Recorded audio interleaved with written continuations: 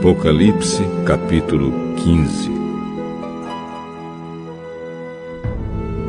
Depois disso, vi no céu outro sinal misterioso, grande e espantoso.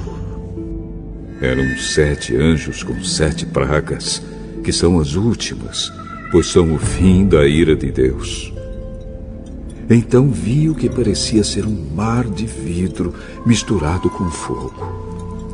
Vi também as pessoas que conseguiram derrotar o monstro e a sua imagem, isto é, o monstro cujo nome é representado por um número. Elas estavam de pé, perto do mar de vidro, e tocavam as harpas que Deus lhes tinha dado. Cantavam a canção de Moisés, servo de Deus, e a canção do Cordeiro. Cantavam assim: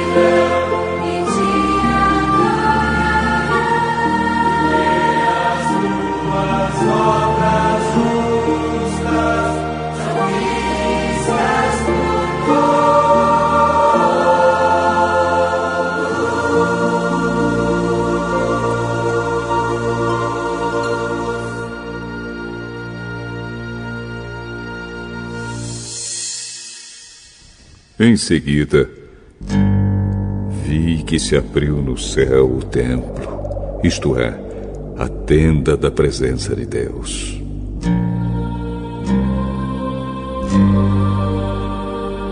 Os 7 anjos que tinham as 7 pragas saíram no lugar santo.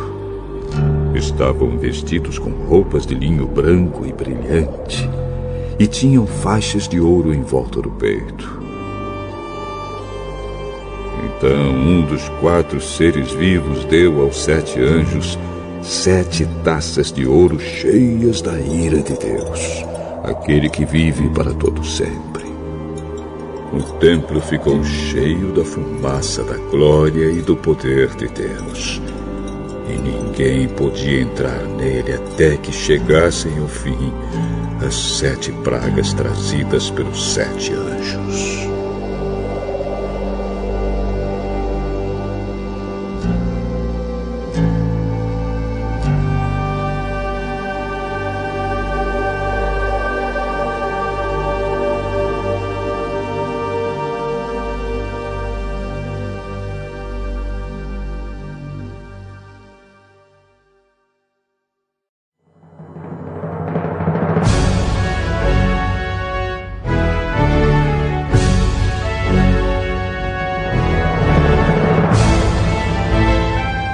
Esther, capítulo 7.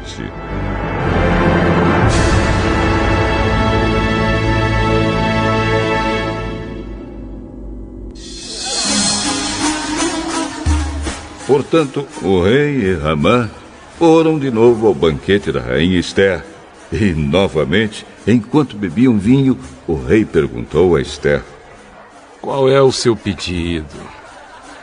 Peça o que quiser, que eu lhe darei, mesmo que seja metade do meu reino. Se eu puder me valer da bondade do rei, e se for do seu agrado, a única coisa que quero é que o Senhor salve a minha vida e a vida do meu povo.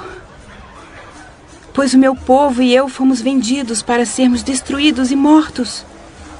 Se fosse somente o caso de sermos todos vendidos como escravos, eu não diria nada, pois não seria justo incomodar o Senhor por causa de uma desgraça tão sem importância como esta. Quem é o homem que está pensando em fazer isso? E onde está ele? O nosso inimigo e perseguidor. É Amã. Este homem perverso. Cheio de medo, Ramã ficou olhando para o rei e para a rainha. O rei saiu furioso do salão de banquetes e foi para o jardim. Ramã percebeu que o rei havia resolvido castigá-lo e por isso ficou no salão para pedir à rainha que salvasse a sua vida. Ele se jogou no sofá onde Esther estava para pedir misericórdia. E nesse instante o rei voltou do jardim. Quando viu Ramã, o rei disse: será que ele pretende desonrar a rainha aqui no meu palácio e na minha frente? Assim que o rei acabou de falar, os seus servidores particulares cobriram a cabeça de Ramã. Um deles, chamado Harbona, disse: perto da casa de Amã, há uma forca de uns 20 metros de altura, que ele mandou construir para enforcar Mordecai, o homem que salvou a vida do Senhor. Enforquem Ramã nela! Ordenou o rei. Então enforcaram Ramã na forca que ele tinha construído para enforcar Mordecai. E assim a raiva do rei se acalmou.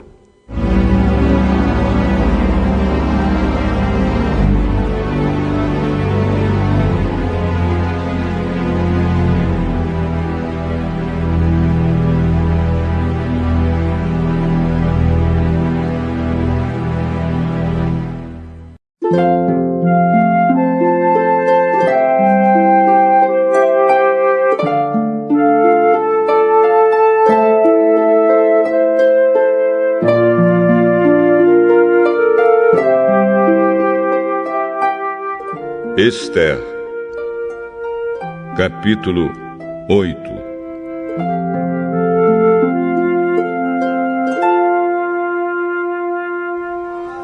Naquele mesmo dia, o rei Xerxes deu à rainha Esther a casa e os bens de Ramã, o inimigo dos judeus. E Mordecai foi apresentado ao rei, porque Esther contou que ele era seu parente. Então o rei tirou o seu anel sinete, que ele tinha tomado de Ramã, e o deu a Mordecai. E Esther nomeou Mordecai como administrador de todos os bens de Ramã. Depois Esther se jogou aos pés do rei e, chorando, pediu que anulasse a ordem de Ramã, o descendente de Agag, e que não deixasse que o terrível plano de Ramã contra os judeus fosse executado.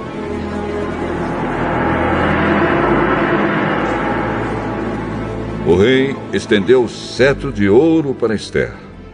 Ela se levantou e ficou de pé diante dele. Então disse: se for do agrado do rei, e se eu puder contar com a sua bondade, e se o Senhor achar que o que eu peço está certo, então assine um decreto anulando a ordem de Amã, a ordem que o filho de Amedata e descendente de Agag deu, para que no reino inteiro todos os judeus sejam mortos. Pois eu não poderei suportar a destruição do meu povo e a morte dos meus parentes. E o rei Xerxes disse à rainha Esther e ao judeu Mordecai: eu mandei enforcar Ramã por causa do plano que ele havia feito para matar os judeus. E dei todos os seus bens a Esther. Mas uma ordem dada em nome do rei e carimbada com o anel real não pode ser anulada. Porém, escrevam o que quiserem aos judeus. Assinem em meu nome e selem as cartas com meu anel.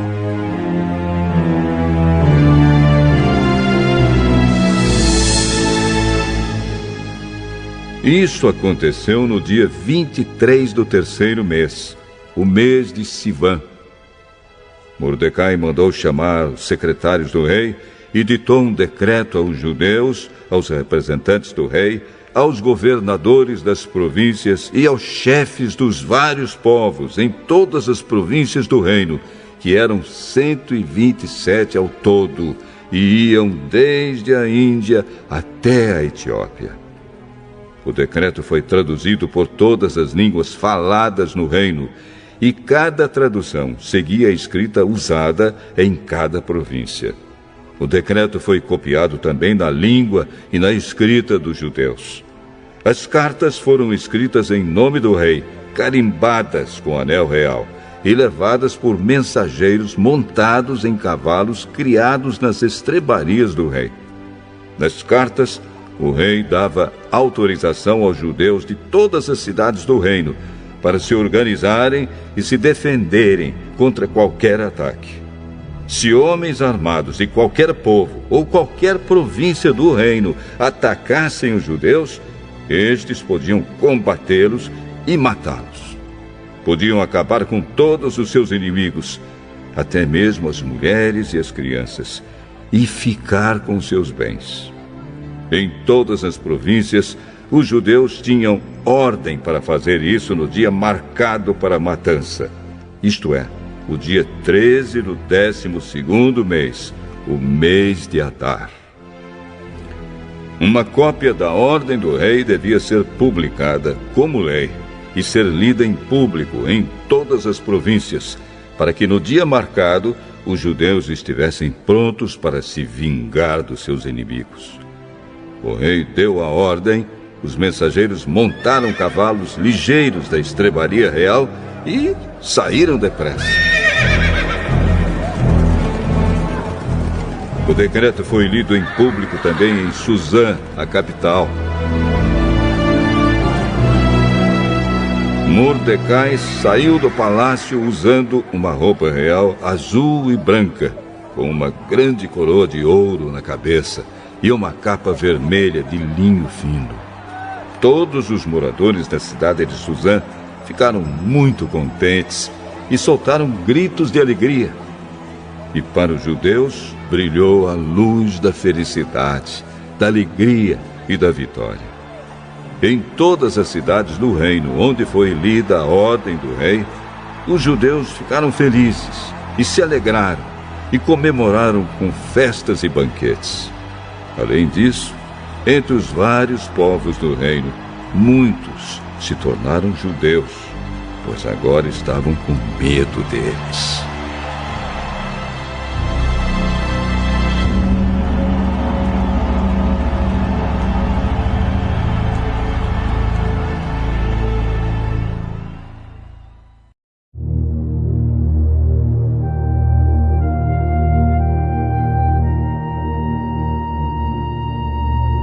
Salmo 107.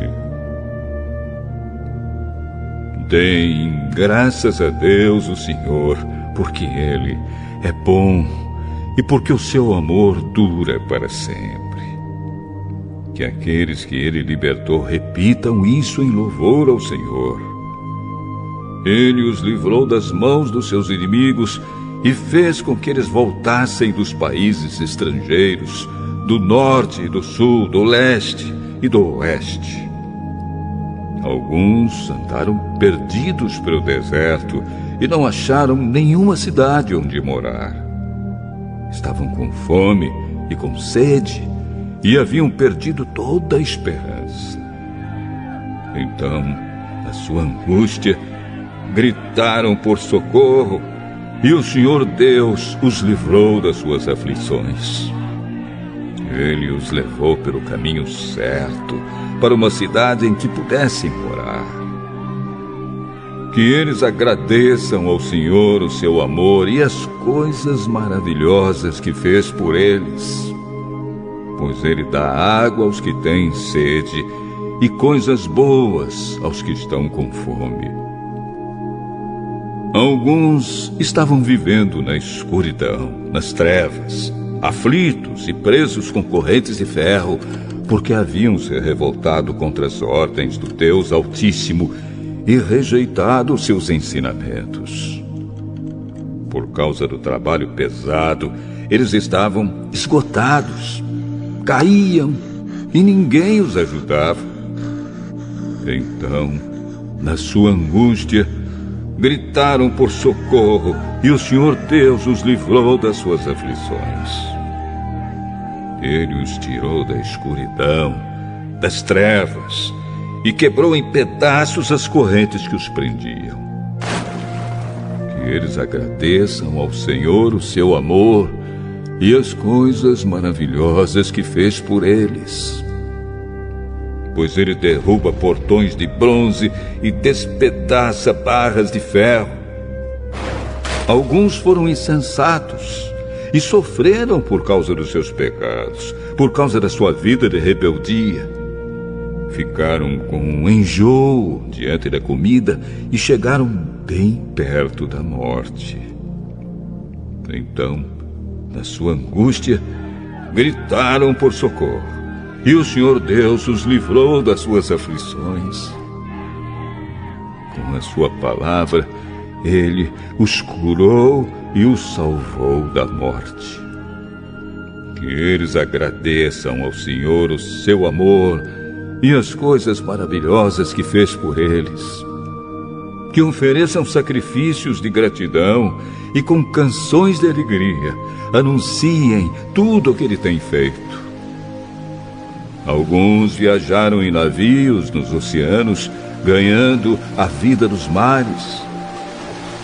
Eles viram o que o Senhor Deus faz, as coisas maravilhosas que realiza nos mares.